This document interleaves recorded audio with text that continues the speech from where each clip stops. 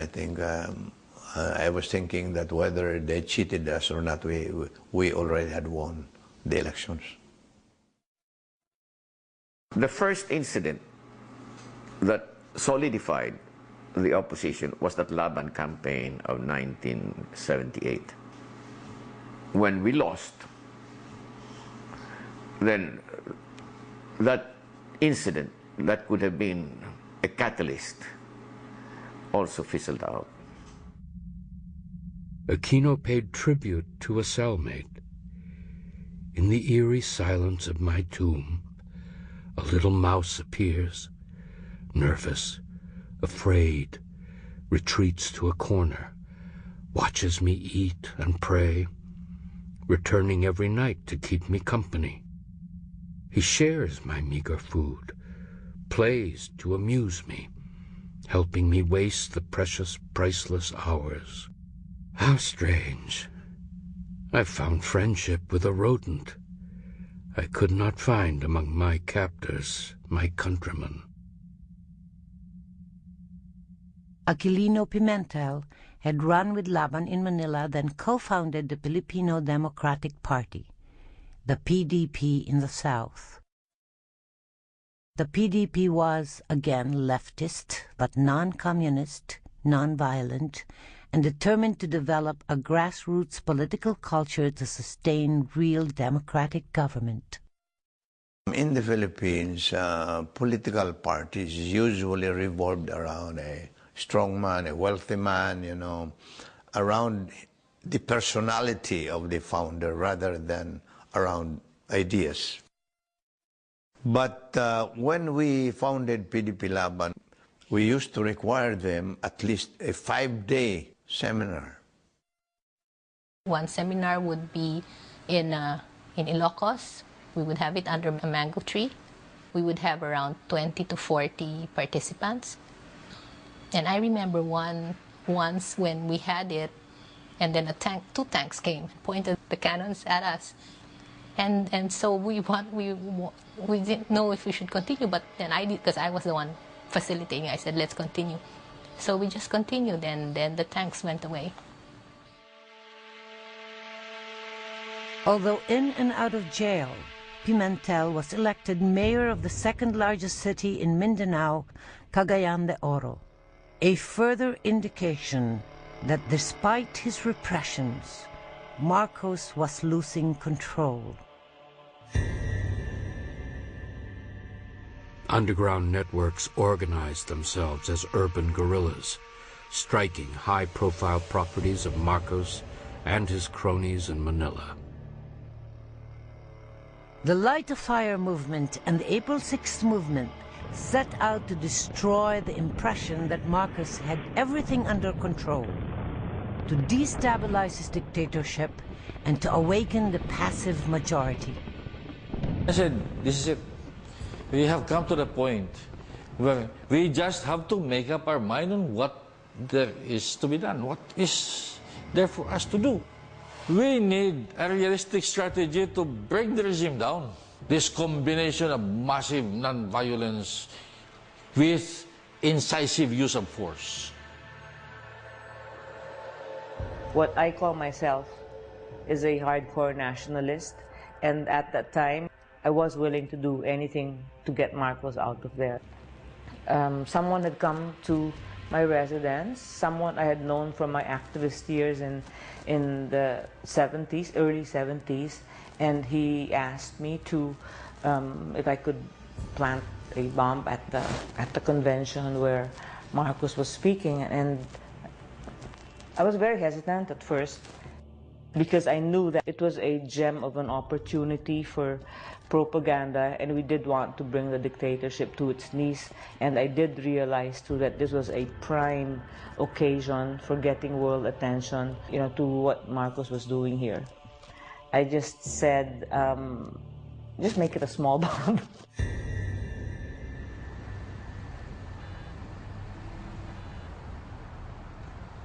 The United States was enmeshed in a contradiction so extreme that it went all but unmentioned.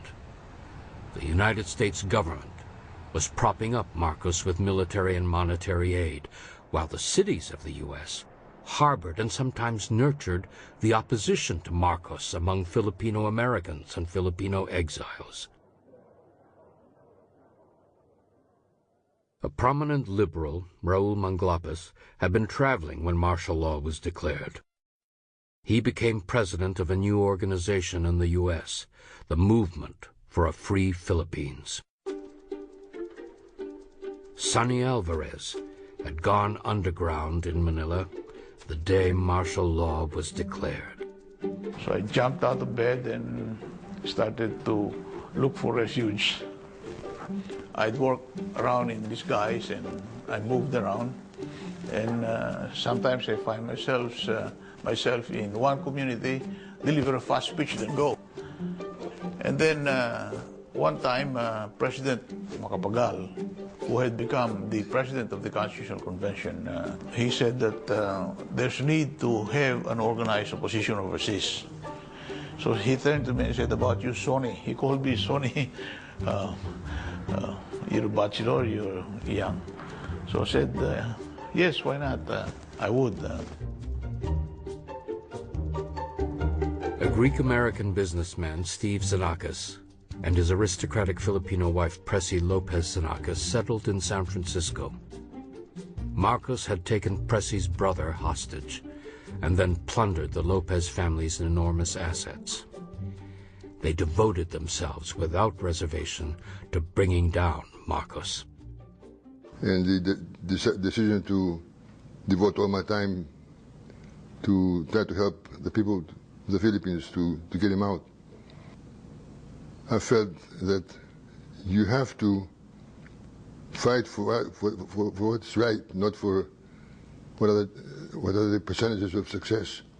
It's easy to decide on what you do every day. You don't say first, let me see if this will affect my family or will hurt my children or will take my property.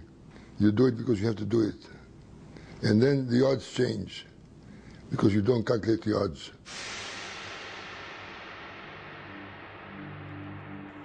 Opponents of Marcos within the U.S. were spied upon, threatened, and sometimes terrorized. I read in the papers that my brother was killed. I was warned first. I was warned. They gouged his eyes, they bashed his head, they cut his tongue, and broke his teeth. He was so mangled. It was really, I think, deliberately intended to drive home a message that if you oppose the regime, there could be these terrible consequences. They call the system selective terror. Marcos was a very, very brilliant man. He knew he could not follow 1,000 people all over the United States to see what they're doing, but he would do selectively. He would do something which would be deliberately disclosed, so everybody would be terrified. Everybody thought that Marcos had 3 agents following every person here. Although President Carter tried to put a new priority to human rights, his administration wavered in the face of pressure to negotiate with Marcos. At stake was the continued use of American military bases in the Philippines, Clark Air Force Base and Subic Bay Submarine Base, the 2 largest overseas military bases in the world. In this complex swirl of pressure and counter-pressure, Marcos thought it imprudent to execute Aquino, but also feared letting him loose. Aquino suffered a heart attack.